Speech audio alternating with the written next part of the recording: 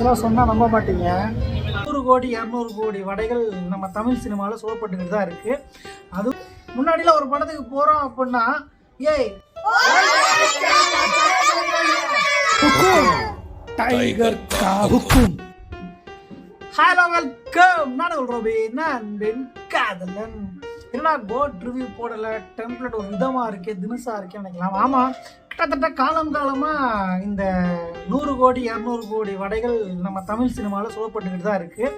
அதுவும் பல படங்கள் உண்மையிலேயே மொறுமொருனும், பல படங்கள் நமத்து போயும் ஃபேக்காகவும் இருக்குது. அதுக்கான காரணங்கள் வந்து நிறைய மேடைகளில் நிறைய இயக்குநர்கள் நடிகர்களே பேசியிருப்பாங்க. குறிப்பாக வினோத் ஒரு விஷயம் பேசியிருப்பார், வினோத் சொல்லியிருப்பார். ஏன்னா டிஸ்ட்ரிபியூட்டர்ஸ் ப்ரொடியூசர்ஸே அந்த 100 கோடி 200 கோடியில் தள்ளப்படுறாங்க. ஏன்னா அப்போ தான் அந்த ரசிகர்கள் அந்த படத்தை இன்னும் அதிகமாக கொண்டாட விரும்புகிறாங்க. அவங்களே பாத்தியா, என் ஃபேனு, என் ரசிகன், என் தலைவரோட படம் 100 கோடி அடிச்சிருச்சு பாத்தியா அப்படின்னு அவங்க பேச விரும்புகிறாங்க அப்படின்னு சொல்லியிருப்பாரு. ஓகே, நம்ம அதை பாஸ் பண்ணி வைக்கலாம். உண்மையிலேயே கோட்டு படம் இத்தனை கோடி கலெக்ட் பண்ண சான்சஸ் இருக்கா? ஓடியாங்க ஓடியாங்க சோறு ஓடாங்க, ஓடியாங்க ஓடியாங்க ஓடியாங்க ஓடியாங்க சோறு ஓடாங்க, ஓடியாங்க ஓடியாங்க ஓடியாங்க ஓடியாங்க சோறு ஓடாங்க, ஓடியாங்க. இதுதான் நம்ம பார்க்க போகிறோம். எப்படி பார்க்க போகிறேன் அப்படின்றது ரொம்ப சிம்பிள். ஆனால் அது எப்படின்றதும் நான் கடைசியாக சொல்கிறேன். நீங்கள் நல்லா கவனிச்சுட்டு வந்தீங்க அப்படின்னா, ஒரு தேட்டரில் குறைஞ்சபட்சம் ஒரு ரோவில் 25 சீட் இருக்குமா.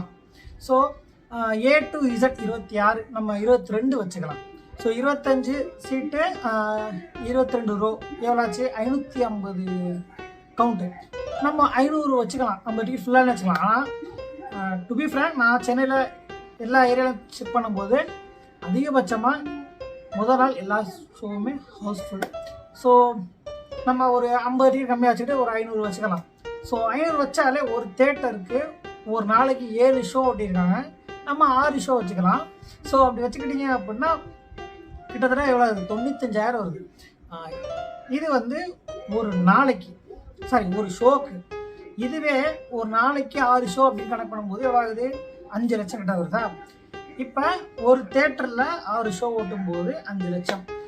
இப்போ வந்து அப்ராக்சிமேட்டாக இது குறைச்சும் சொல்லலாம், கூடவும் சொல்லலாம். ஏன்னா நானே குறைச்சி தான் போட்டிருக்கேன் 500 சீட்டுன்ற பட்சத்தில். நான் இன்னும் கம்மியாக தான் போட்டிருக்கேன், அதுவும் ஜிஎஸ்டிலாம் சேர்க்கலை, வெறும் டிக்கெட்டோட ரேட்டு மட்டும் தான் போட்டிருக்கேன். இப்போ கிட்டத்தட்ட இவங்க 5000 ஸ்க்ரீன் வேர்ல்டு வைட் ரிலீஸ் பண்ணியிருக்கேன்றாங்க. 5000 ஸ்க்ரீனுமே இதே மாதிரி ஹவுஸ்ஃபுல்லாக இருக்குமா அப்படின்னு நமக்கு தெரியாது. நாம் ஒரு குத்துமைப்பாக ஒரு 3000 ஸ்க்ரீனில் 2700 எடுத்துக்கலாம். எடுத்துக்கிட்டோம் அப்படின்னா இதே மாதிரி 6 ஷோ முதல் நாள் ஹவுஸ்ஃபுல். அதாவது நான் 5000ல் 2700 தான் சொல்கிறேன். உண்மையிலே எவ்வளோ ஃபுல் ஸ்க்ரீன் நான் செக் பண்ண கூகுளில் எனக்கு கிடைக்கல. ஸோ நான் பாதிக்கு பாதி தான் எடுத்துருக்கேன். ஸோ அந்த பாதிக்கு பாதி எடுத்ததே ஃபஸ்ட்டு டே அந்த 6 ஷோக்கு எவ்வளோ கலெக்ட் கனெக்ட் பண்ணிங்க அப்படின்னா இவ்வளோ வருது. இந்த அதாவது 171 கோடி. ஃபஸ்ட்டு டே அப்படின்ற பட்சத்தில், ஃபஸ்ட்டு வீக் அப்படின்ற பட்சத்தில் எப்படி அவங்க டிஸ்ட்ரிபியூட்டருக்கும் அந்த சினிமா ப்ரொடியூசருக்கும் இருக்கும் அப்படின்னா 80-20 அப்படின்ற ஒரு ஆப்ஷன் அப்படி இருக்கும். சம்டைம்ஸ் 70-30 ஆகும் வரும்.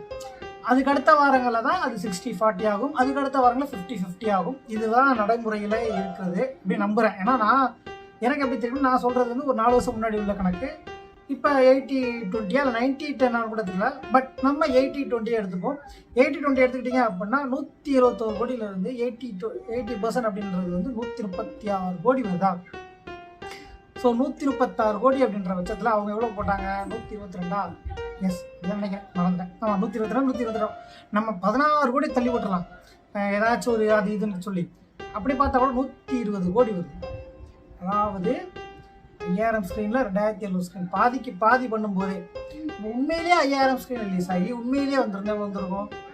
கம்பேர் பண்ணி பாருங்கள், ரொம்ப சிம்பிள். இன்னொன்று, இந்த படம் முதல் நாள் மட்டுமே ஹவுஸ்ஃபுல் ஆகலை, 2வது நாளும் ஹவுஸ்ஃபுல், 3வது நாளும் ஹவுஸ்ஃபுல், 4வது நாளும் ஹவுஸ்ஃபுல். ஸோ ஆவரேஜாக, அதாவது குறைஞ்சபட்சம் 2000 தேட்டர்களில் 4 நாள் ஹவுஸ்ஃபுல் ஆனாலே எவ்வளோ வரும் கணக்கு கொடுக்குறேன். நான் 2700 போட்டிருக்கேன், நீங்கள் 2000க்கு போட்டு பாருங்கள், 540 கோடி வருதா. 2000 கணக்கு போட்டால் ஒரு 450-420 வருமா. நீங்கள் அந்த 60 கோடி விட்டுருங்க, 4 நாளைக்கு 400 கோடி வந்துருச்சு. அதாவது 80% கணக்கில். ஸோ இவங்க சொல்கிற கணக்கு, அந்த பிளாக் பஸ்டர் அப்படின்றாங்கல்ல, அது கிட்டத்தட்ட அவங்க ரீச் பண்ணிட்டாங்களா அப்படின்னா ரீச் பண்ணிட்டாங்க அப்படின்ற மாதிரி தான் இருக்கு கரெக்டாக. பட் இப்படிலாம் கால்குலேஷன் பண்ணி இதெல்லாம் நம்ம கொண்டாடுறதுனால நமக்கு என்ன பிரயோஜனம்? உண்மையிலே என் தலைவனுக்கு 400 கோடி 500 கோடி அடிச்சிருச்சுடா அப்படின்னு சொல்கிறாங்க. இந்த படத்தில் ப்ரொடியூசர் அர்ச்சனா கல்பாத்தியோ இல்லை டேரக்டர் வெங்கட் பிரபுவோ இல்லை தளபதி விஜயோ வந்துட்டு ஏய் நீ எனக்கா கட்டர் அடிச்சிருக்க, நீ எனக்கா டிக்கெட் எடுத்து பார்த்துருக்கா, நீ 1 கோடி வச்சுக்க அப்படின்னு தான் போகிறாங்களா? 1 கோடி வேணாம், ஒரு 1 லட்சம் இல்லை வேணாம், 1000 ரூபா இல்லை வேணாம், 100 ரூபா. ஸோ இந்த மைண்ட் செட்டை தான் வினோத் சொன்னதை நான் சொன்னேன். ஏன்னா நாம் ஒரு படத்துக்கு போகிறோம், அந்த படத்தை என்ஜாய் பண்ண போகிறோம்.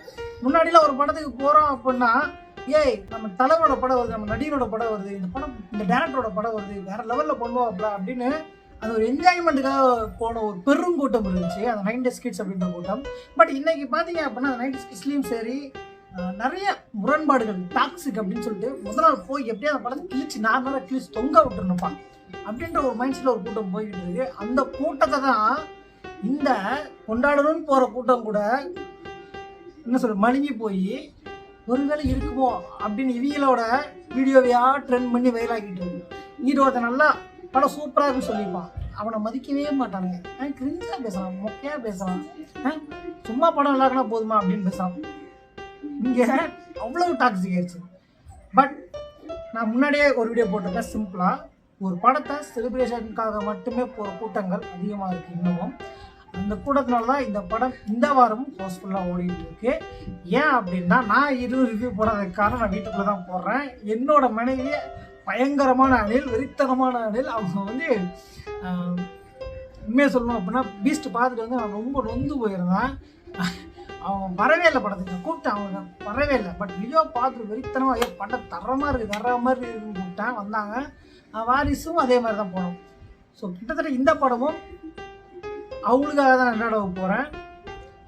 ஏன்னா அந்த செகண்ட் ஹாஃப் அந்த என்ஜாய்மெண்ட்டுக்காக தான் அதில் அவங்க ஒன்றும் வரல. ஸோ அந்த ஒரே காரணம் மட்டும்தான் நான் ரிவ்யூ இன்னும் போடுறேன். பட் படத்தில் கலாய்க்கிறதுக்கு ஃப்ளாஸ் நிறையா இருக்குது, மிஸ்டேக்ஸ் நிறையா இருக்குது.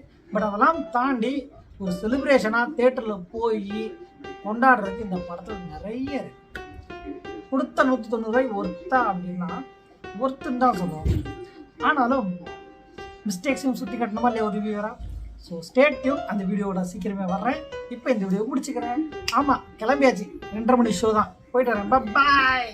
மறக்காமல் இந்த வீடியோவை இதே மாதிரி உங்கள் ஃப்ரெண்ட்ஸில் யாராச்சும் 100 கோடிடா 200 கோடிடா மங்காத்தாடா புலிடா வாரிசுடா பீஸ்டான்னு சண்டை போட்டுக்கிட்டு இருந்தாங்க அப்படின்னா அவங்களும் ஷேர் பண்ணுங்க, அவங்களும் பாட்டு தெரிஞ்சு புரிஞ்சுக்கிட்டோம். ஸோ மறக்காமல் உங்கள் ராபினோட நம்ம ஊரில் சேனல் சப்ஸ்கிரைப் பண்ணி பில் பண்ண தெரிவிக்க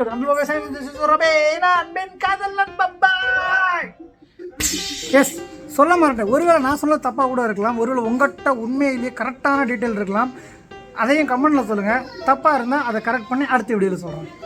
நன்றி.